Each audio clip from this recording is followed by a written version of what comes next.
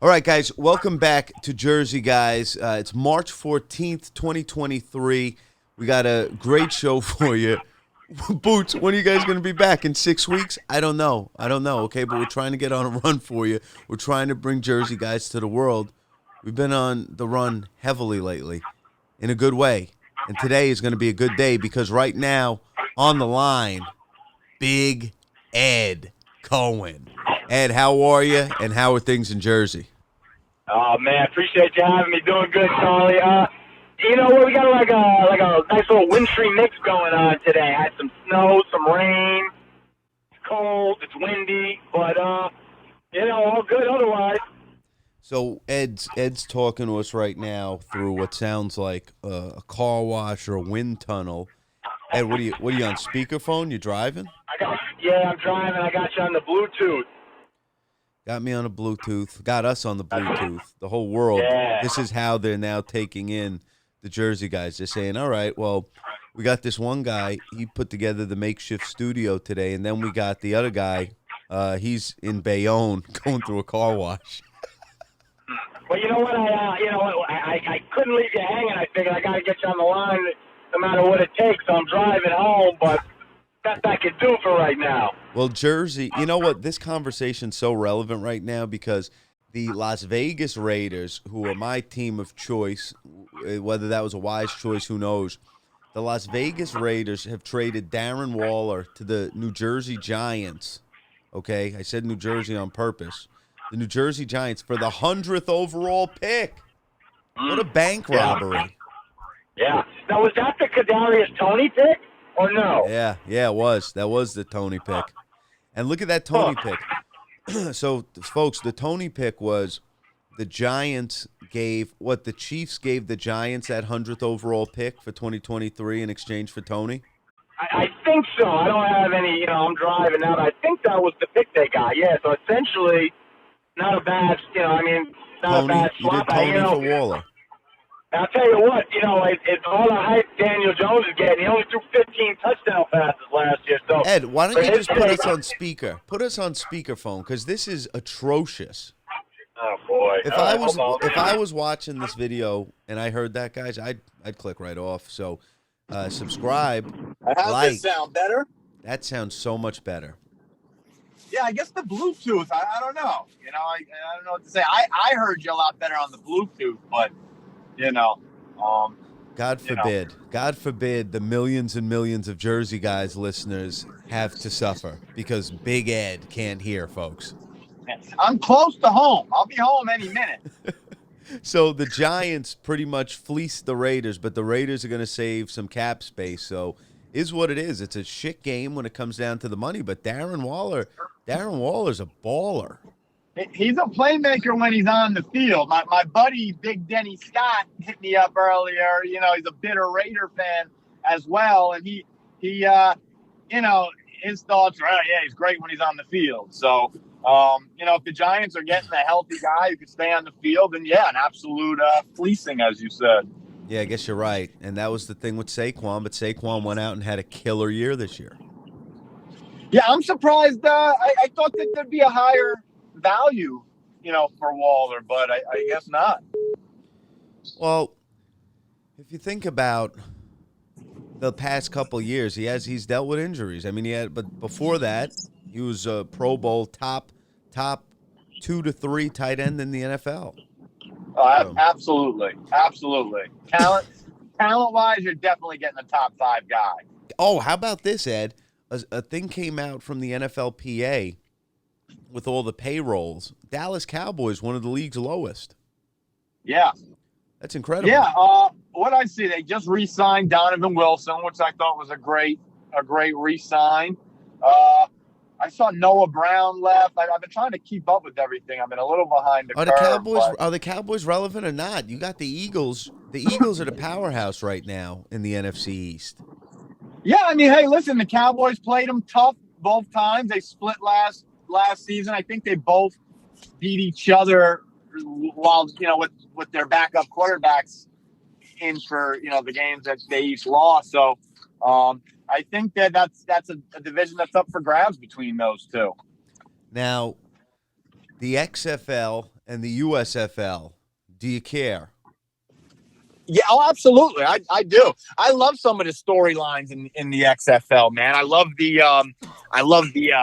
AJ McLaren story, turning down money to go play. He wanted to see his kids play. I mean, how cool was that? Seeing Josh Gordon out there playing. And, Josh Gordon's just bullying people. Dude, I love that guy, Josh Gordon, man. It is so cool to see him out there playing.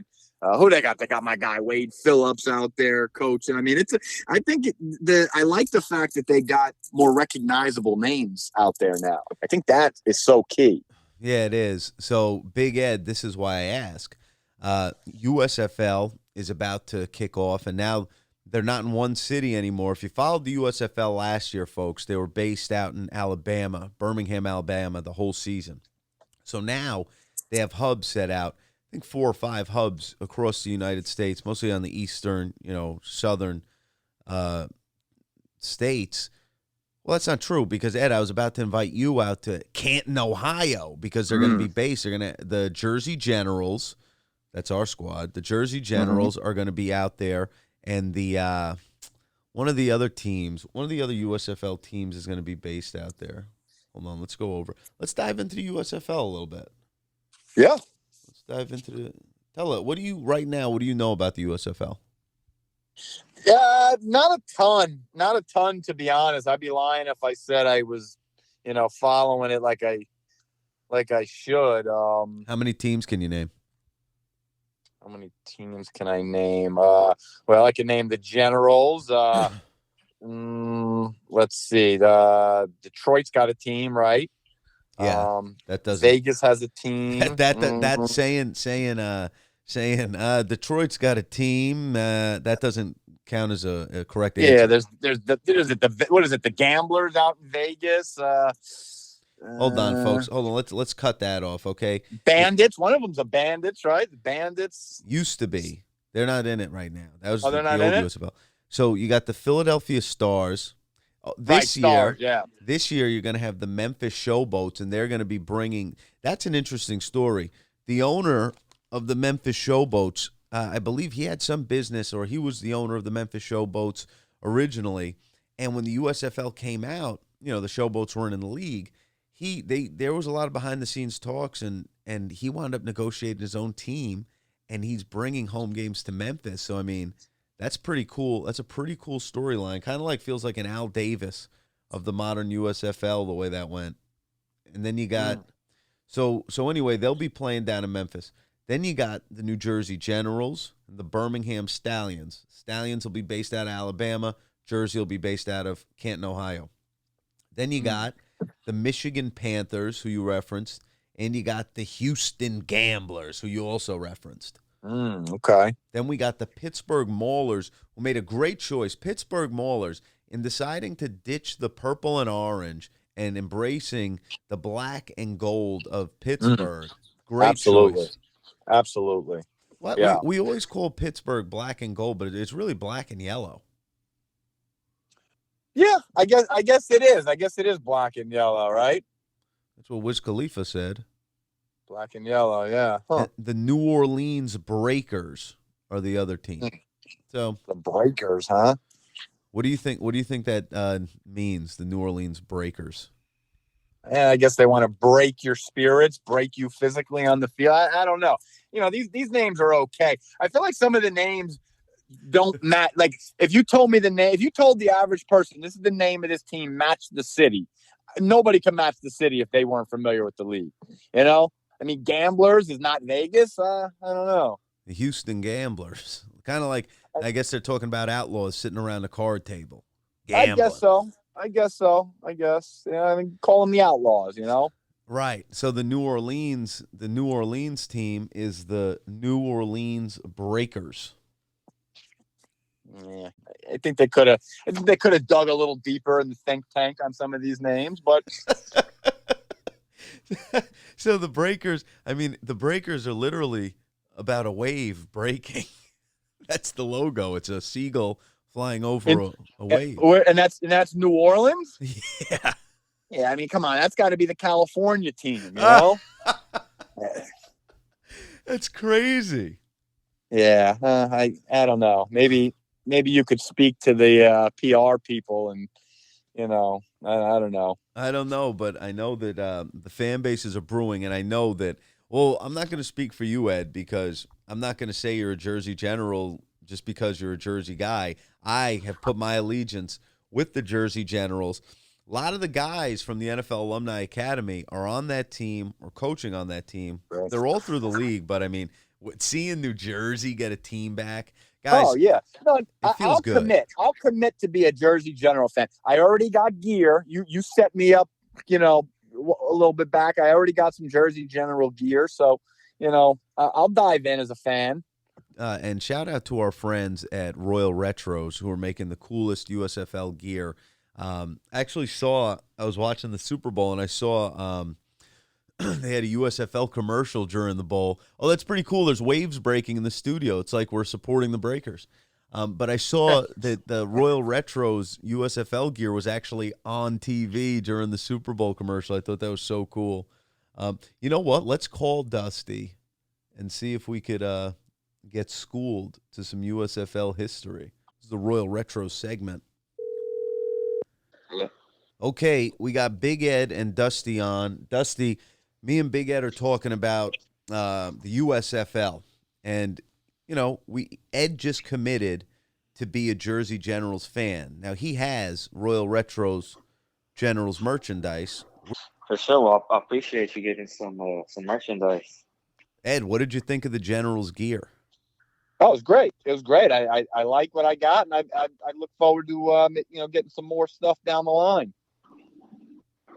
Thank you. What do you mean? What do you mean down the line? Are you talking about for the beginning of this next season?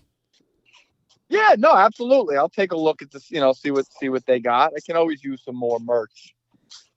Dusty, will you be making? Okay, that was the question I had. Dusty, what are the USFL bases? Where will the games be played this year? Birmingham, Detroit, Canton, and Memphis. Okay, so Detroit's the only one we missed before. Now, in Detroit, are they playing at Ford Field? Yeah. Wow, that's a big house. Oh, Ed, Dusty actually this past weekend was up in Seattle. He went to the Seattle Sea Dragons game. Oh, nice. How was that?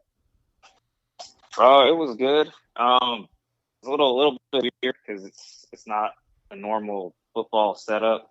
Like up in the stadium, like most of the bars were closed and they don't have tailgating or anything. But it was pretty good turnout for like 15,000. Was it cold? Yeah, it was pretty cold. Like I said, it would have been nice if some of the bars are open, but there was only one open. People were just standing in the street drinking. It was pretty weird. So does it feel like, do they care that it's the Sea Dragons? Are they there because they're interested to see what the XFL is all about? Like what kind of vibe do you get from the crowd? So this was the third one I've been to, and then I went to the USFL last year. So it kind of feels like in the cities that don't have NFL teams, they go harder because it's like all they have. It means a lot to them. So Birmingham was showing a lot of love. Yeah, Birmingham and San Antonio were both out there. Like San Antonio was out there 5 hours before the game. They're tailgating? Yeah. But shout out to San Antonio. Dallas or Arlington and Seattle, it just seems like it's kind of something to do in the off season. It's not, I guess, as serious because they have NFL teams the rest of the year. Ed, do you think New Jersey will support their XFL team once they're playing in New Jersey? I hope so. I mean, I'd like to think so. New Jersey, we're right outside of the city. It's a busy place. So I like to think so, but I'm not sure. Do we know? We have no clue where in Jersey they'll be playing. You got to figure they would play at Giant Stadium, which is where the Hitmen played back in XFL 2001. Yeah, that would make sense. Speaking of that, I got to tell you later about the Snow Bowl. Jersey people, to go see, if it's not the Jets or the Giants, for them to go out and sit in the cold, because it is a snow bowl. If we're talking March, it's freezing. There's a nor'easter supposed to roll in this weekend. And for them to go to root for a team they don't really know, that's going to be it's going to be interesting if they're playing in East Rutherford. But that's why you made a good point, like on San Antonio. Like that's like a thriving city that there isn't a football. Like that's a city that makes perfect sense to house a team. And people in San Antonio, they know how to party. They know how to have a good time. And it's like they do get overlooked. They're what are they, Dusty? 4 hours south of Dallas? 3.5, 4? Yeah. It took. I drove from Dallas that day, so yeah, it took about 4 hours. That's a maybe pretty little far more. drive for those people. And it's like they love sports. Look at the Spurs. The Spurs have never been short on fans. And then you look at when the what was that league? The AF. Dusty, what was the league that San Antonio had that team? The Commanders, the AAF. The AAF, the Commanders. Yeah. They sold I that even thing saw out. some of those jerseys out there at the game too. People were bringing that stuff out. And that was, oh, right, that was not the, and then they made it the Brahmas. You know, it would have almost been cool if they would have bought that brand and made that the San Antonio team. Yeah, well, after Washington took the name, I don't think they really want to. But they got the Brahmas. That's like the Rocks deal, the Brahma Bowl. Yeah, I don't really see a lot of the USFL teams ever going to the cities that they say they are either. Like Houston Gamblers. Houston has the XFL team, the Roughnecks. There's no way they're gonna actually put a team in Houston while playing at the same time as the XFL team. I think it's more of a just whatever name they thought would sell while they're playing in the hubs. So I don't know. I mean, maybe they'll go to New Jersey, but for now, I think they're in Canton, Ohio, playing. So I mean, I don't know, if they'll ever actually play there. You know, you look at what like Ice Cube did with the Big Three, and like he has these teams, and he's branded them, and people can ride for them, and they can buy their gear, but he didn't put city names on them, which is almost like, maybe you don't need to. It's like, why not just take? Well, I guess it is kind of cool though, because I might buy the New Jersey Generals gear because I'm from New Jersey. Sure, yeah. I guess it is kind of strange. The New Jersey Generals are playing in Ohio. Last year they played in Alabama. Yeah, but that's where everybody played, right? So at Yeah. least it was. It was This acceptable. is a little strange. It's more of a money grab. I have my own issues with that league, but it's more of just I think grabbing team names that were popular in the '80s and trying to use it, even though it might not actually work to play in that city anymore because that was 40 years ago. But that's why they've registered over like 40 different team names in like every city around the country for the USFL. So I think wherever, as they keep moving more hubs or moving out of hubs, they're going to just start picking these team names that they registered trademarks for and changing all the names. Now, Dusty, there's an interesting story you were telling me one time about the Memphis Showboats and the owner and how that all took place. Well, what was the deal with that? Well, that's who was getting sued. Fox owns the USFL, the new one, and the former owners of the Memphis Showboats from the 80s were suing them last year. So it's Larry Zonka and a guy named Steve Earhart. The boy Zonk. Shout out to Zonk. So that was settled, but then they turned the Tampa Bay Bandits team into the new Memphis Showboats, and they're going to play in that stadium. So so the Bandits sounds were like there. You were right, Ed. The Bandits were in the league last year.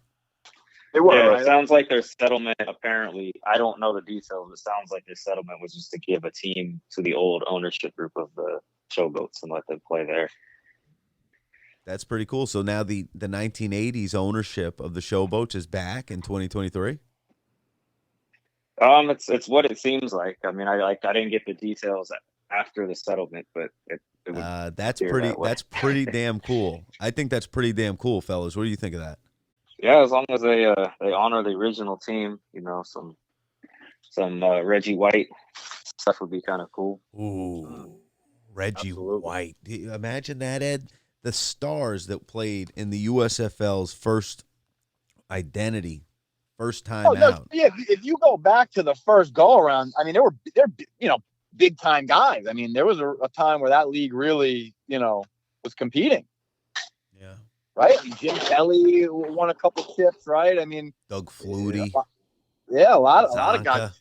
Jim Kick. Yeah. Paul Warfield. Oh no, that's a WFL. Oh, that was a little before then. That was Yeah. a little Herschel Walker, Yeah, right? Steve Herschel Young. Walker was on the Generals. Yep. Damn. And then they were in talks too with other players like Look at this. They're getting free Walter advertisements. Payton was on the verge of signing with the Blitz because he was unhappy.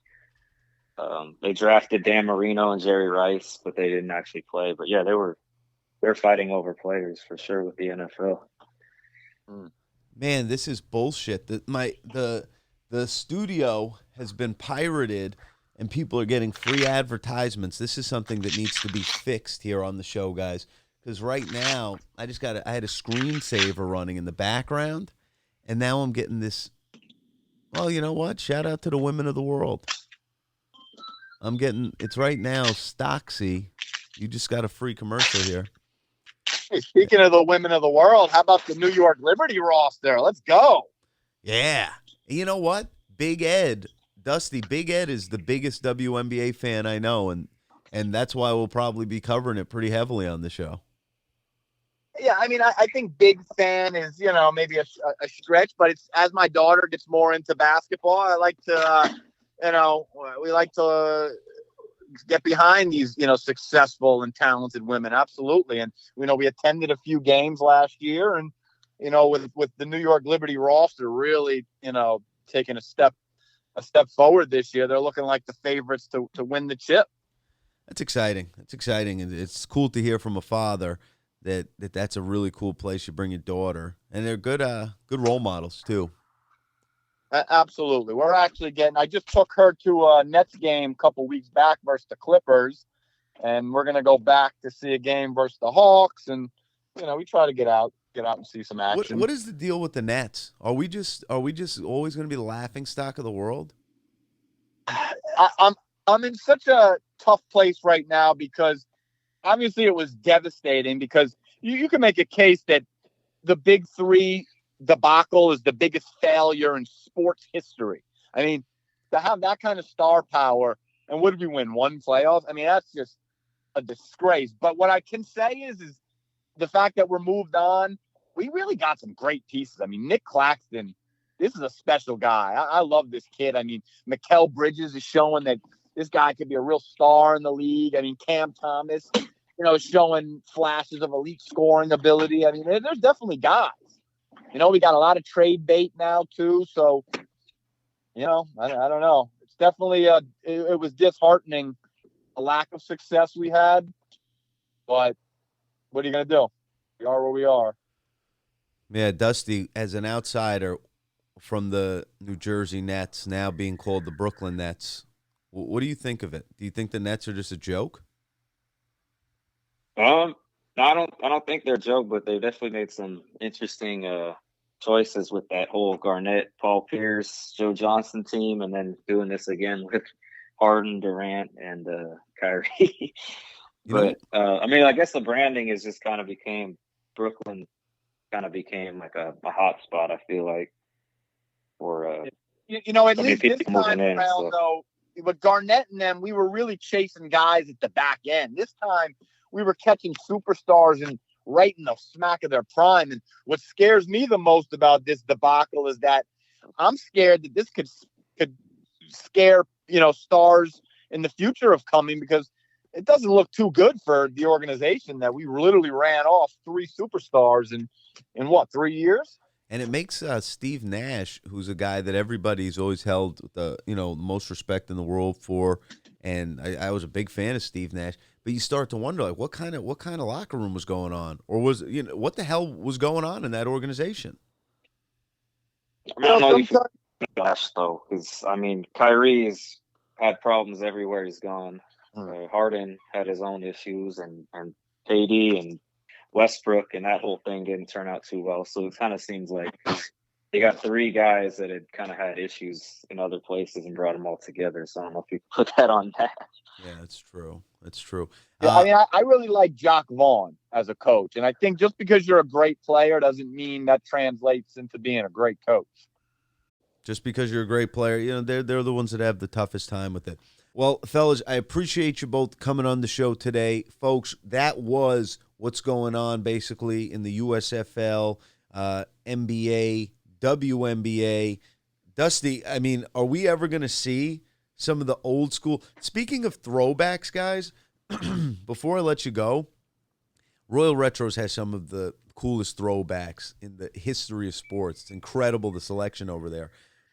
Will we ever see WNBA gear? Because now there are so many throwbacks that, like, Ed, do you remember those first Liberty jerseys? Those were so cool. Yeah. You know, I speaking of throwbacks, I've been dying to get my hands on some throwback Nets jerseys. Ooh, what's the best Nets throwback? And I guess you can't go wrong with a J Kidd. Maybe a DC, Derek Coleman. You know, I don't know. I mean, I'm thinking for our guys. I mean, I always loved Kenyon Martin. I thought he had such a jersey attitude on the court. Mart. Yeah. Hey, I'd rock a Richard Jefferson. Yeah, me too. Yeah, I mean, we got him all the way back to the Swamp Dragons. I don't know if you got into that, but yeah. Did you hear that correctly, Ed? The Swamp Dragons, huh? Do you know what the deal is with the Swamp Dragons? I can't say I'm too up to speed on that. No. Okay, well, ladies and gentlemen, welcome to the Royal Retros History Vault lesson. Today we talk the legend of the New Jersey Swamp Dragons. Dusty, take it away.